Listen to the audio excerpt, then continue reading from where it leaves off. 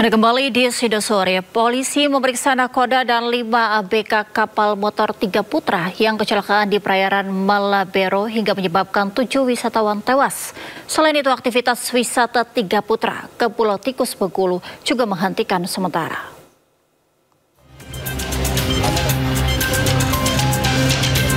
Enam orang yang merupakan nahkoda dan 5 ABK KM 3 Putra ini digiring oleh tim Resmob untuk dibawa ke Mako Polresta Bengkulu. Mereka diperiksa untuk mengetahui penyebab kecelakaan, kelayakan kapal termasuk perizinan dan standar keamanan kapal. Pasalnya ada dugaan kapal kelebihan muatan atau overload dari kapasitas yang seharusnya. Selain memeriksa nahkoda dan ABK, Polresta Bengkulu juga menghentikan sementara aktivitas pengelola wisata 3 Putra yang melayani wisata ke Pulau Tikus Bengkulu. Tentu kita akan melakukan pemeriksaan baik itu nahkoda, kemudian ABK, kemudian saksi-saksi yang ada yang ikut dan lain sebagainya. Doakan supaya proses ini bisa cepat selesai dan bisa kita mengambil langkah-langkah selanjutnya. Sebelumnya KM 3 Putra karam dan tenggelam di perairan Malabero saat mengantar 98 wisatawan yang baru saja berwisata ke Pulau Tikus Bengkulu. 7 wisatawan meninggal dunia dan 15 diantaranya dirawat di Rumah Sakit Bayangkara Bengkulu. Dari Kota Bengkulu, Endro Diwirawan, iNews melaporkan. Pemirsa, sebanyak 28 preman berkedok anggota organisasi kemasyarakatan berhasil diamankan polisi dalam operasi Berantas Jaya 2025.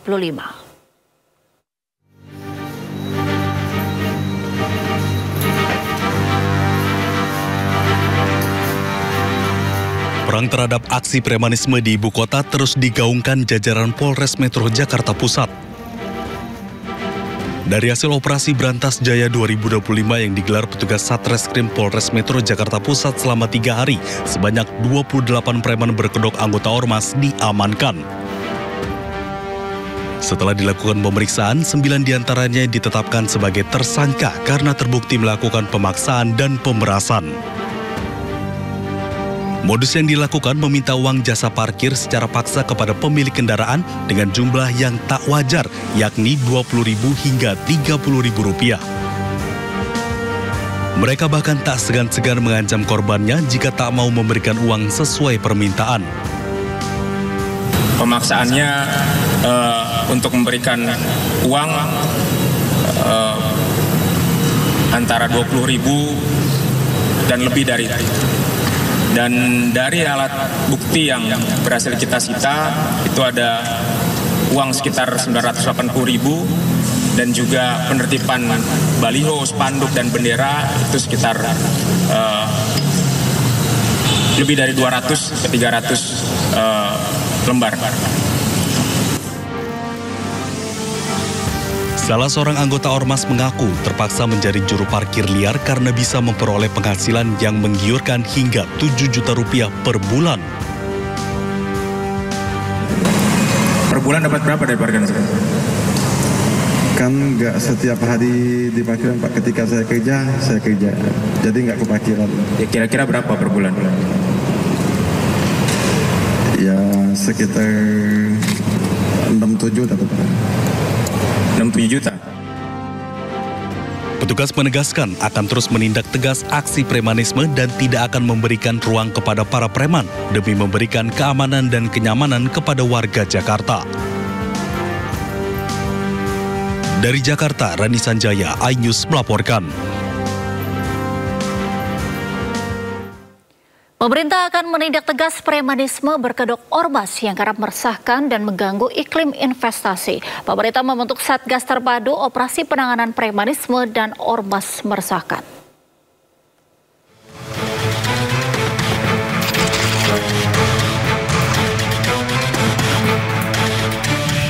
Satu persatu bendera ormas di 8 kecamatan di Jakarta Pusat dicabut dan ditertibkan polisi.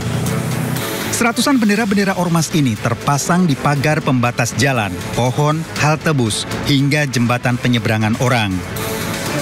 Penertiban bagian dari Operasi Brantas Jaya 2025 untuk memberantas premanisme berkedok ormas. Sebelumnya sejumlah aksi premanisme berkedok ormas meresahkan warga. Pada 5 Mei, Satreskrim Polres Pandeglang menangkap 5 pelaku pencurian kendaraan, 2 diantaranya merupakan anggota ormas. Sementara viral di media sosial, video ekspansi sebuah ormas ke Pulau Bali ditolak pecalang yang merupakan aparat keamanan adat Bali.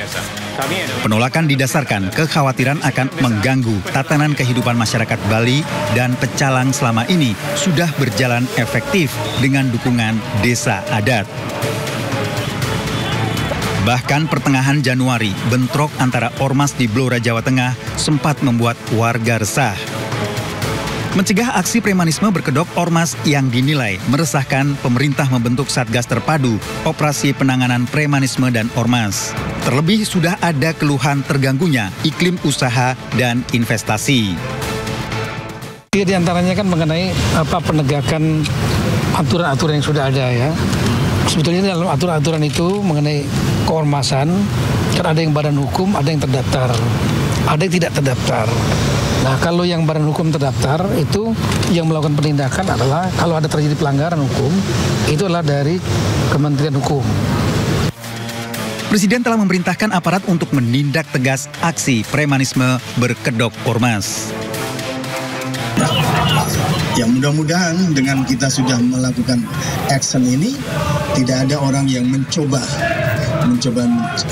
mencari panggung, kemudian mencoba membuat keonaran dengan atribut ormas.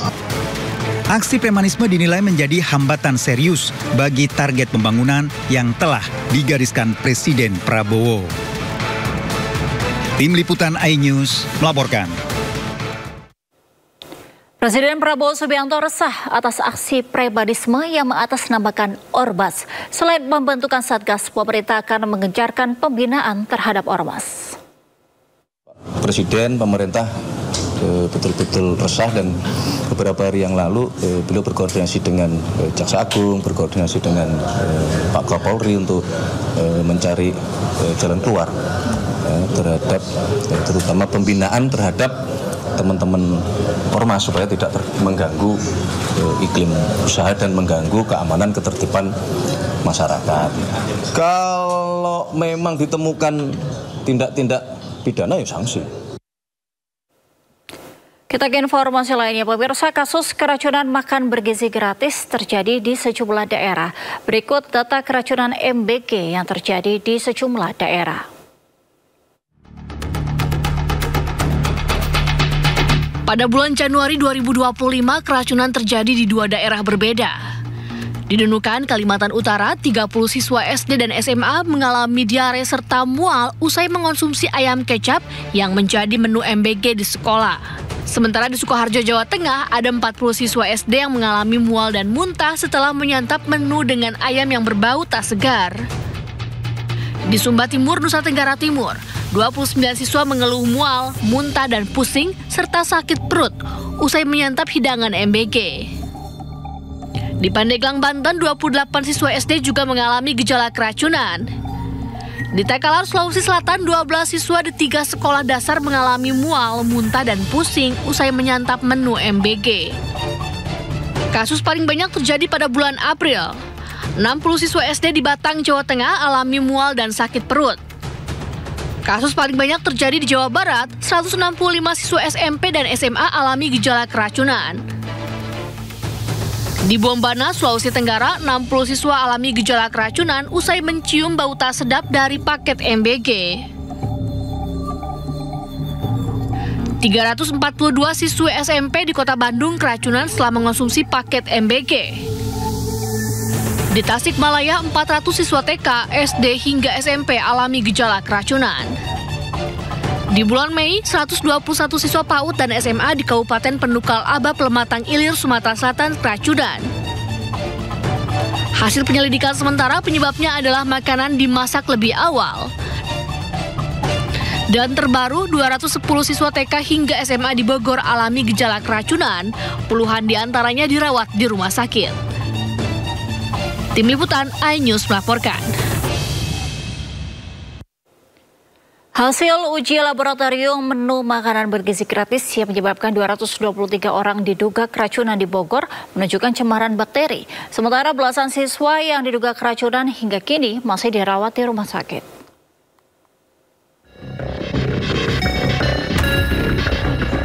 Pemerintah Kota Bogor membeberkan hasil uji laboratorium kesehatan daerah atas sampel menu makanan bergizi gratis yang diduga membuat ratusan siswa keracunan.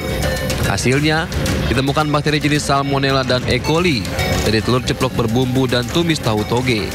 Diduga kuat, dua bakteri ini menjadi penyebab ratusan korban yang terdiri dari siswa dan guru di Bogor mengalami keracunan. Pemerintah Kota Bogor pun memperlakukan status kejadian luar biasa atau KLB di wilayah terdampak. Ya, kalau kami kan bukan dalam konteks subordinasi atau kelembagaan yang setara ya, dan oleh SPPG agar hal-hal seperti ini bisa kita cegah sebelumnya. Ya, misalnya apa ya tadi? Misalnya kita bikin program-program pengawasan bahan bakunya ya. Total 223 orang yang terdiri dari siswa dan guru mengalami keracunan usai menyantap menu MBG Selasa lalu. Mereka berasal dari sejumlah sekolah, mulai dari TK, SD, SMP, dan SMA di Kota Bogor.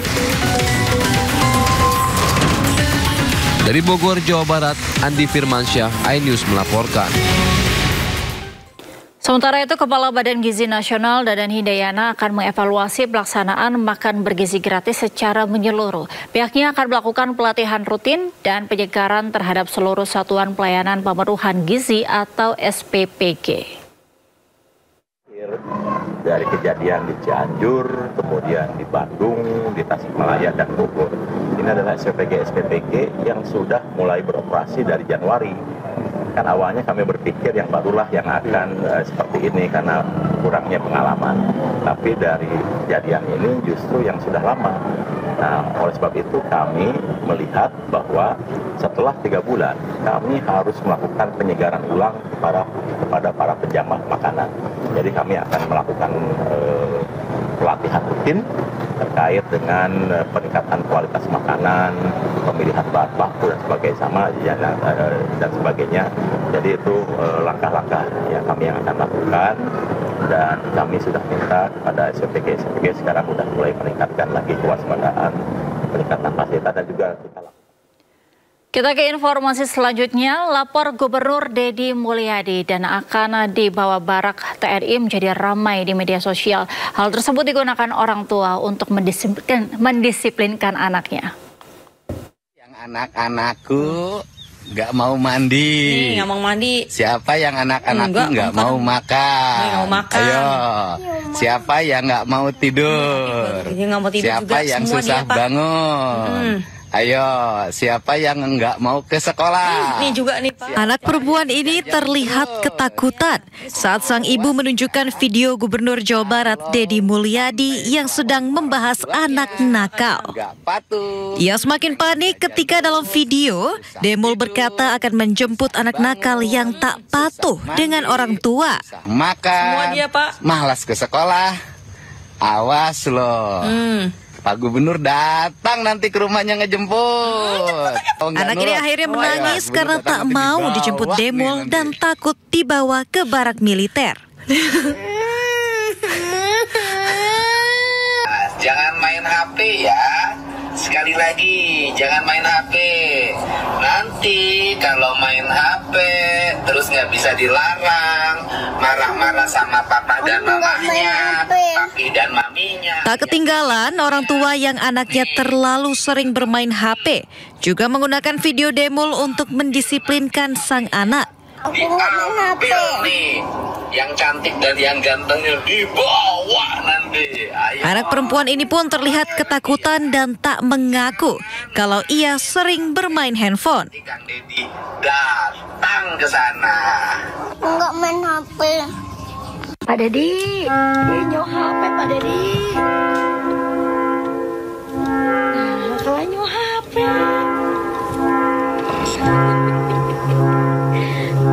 Pak Deddy. Semakin banyak orang tua yang menggunakan Demul untuk mendisiplinkan anak, mulai dari menghentikan anak main game online atau bermain HP, hingga menyuruh anak belajar.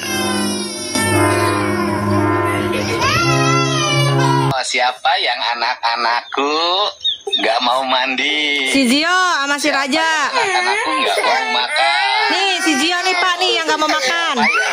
Tidur.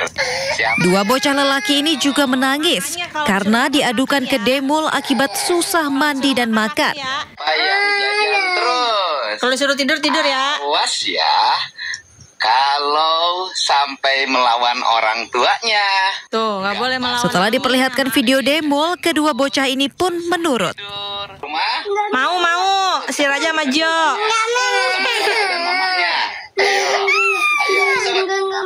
Ayo, nanti Pak Gunur datang loh. Kalau nggak nurut, ayo Gunur datang nanti dibawa nih nanti. Ya, awas. Ya, tak hanya diikuti oleh para orang tua, tren lapor Kang Deddy Mulyadi kini juga diikuti anak-anak. Anak pasangan selebritas Raffi Ahmad dan Nagita Slavina Rafathar Malik Ahmad bahkan ikut melapor kepada Kang Deddy Mulyadi. Kang Deddy, ini Kang Deddy nih rumah sini. Kasihan nih Kang Deddy nih, tuh lihat tuh. Tren lapor Kang Deddy Mulyadi semakin ramai. Tak hanya diikuti oleh para orang tua, tetapi juga anak-anak. Baru-baru ini anak pasangan selebritas Raffi Ahmad dan Nagita Slavina Rafathar Malik Ahmad melaporkan ibunya kepada Kang Deddy Mulyadi. Lewat sebuah video yang diunggah di akun Instagram @raffinagita1717, Rafathar melaporkan Mama Gigi karena malas mandi, malas makan, dan kerap main handphone. Rafathar bahkan meminta Kang Deddy Mulyadi untuk menjemput Nagita ke barak militer. Bucang gini, jorok banget di kanan ini. Bawa aja HP mulu Kang Deddy nih, lihat nih Kang Deddy nih. Video ini kemudian diunggah kembali oleh Gubernur Jawa Barat Deddy Mulyadi lewat akun Instagram pribadinya.